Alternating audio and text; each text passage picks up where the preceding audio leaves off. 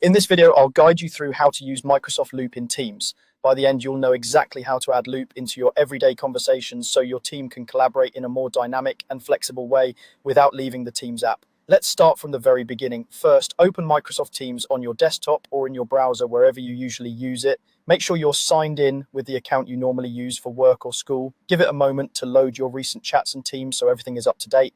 Once Teams is open, decide where you want to use Microsoft Loop.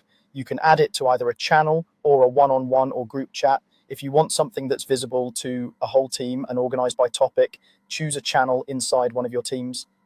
If you're working with just a few people or want something more private, a regular chat is usually the better choice. Go ahead and click into the channel or chat where you want Loop to appear.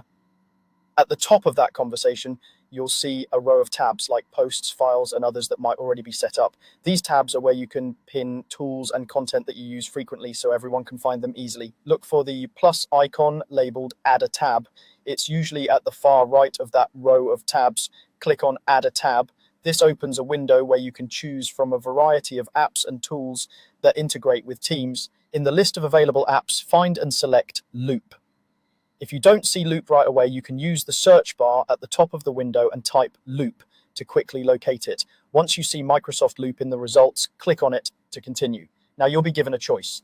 You can either select an existing Loop page or create a brand new one. If your organization is already using Loop and you know there's a page set up that you want everyone to access in this channel or chat, choose the option to select an existing Loop page. You'll then browse or search for that page, select it, and confirm. This is useful for ongoing projects, shared task lists, or documents that several people already contribute to. If you're starting something fresh, pick the option to create a new Loop page. Teams will open up a blank Loop workspace where you can begin building your content. You might add things like checklists, tables, notes, or sections for ideas and feedback. The key benefit is that everyone in that channel or chat can see and edit the Loop content in real time, right from within Teams. After you've either selected an existing page or created a new one, confirm your choice. Teams will then add Loop as a tab at the top of your channel or chat. From this point on, anyone with access to that conversation can click the Loop tab, view the content, and collaborate live.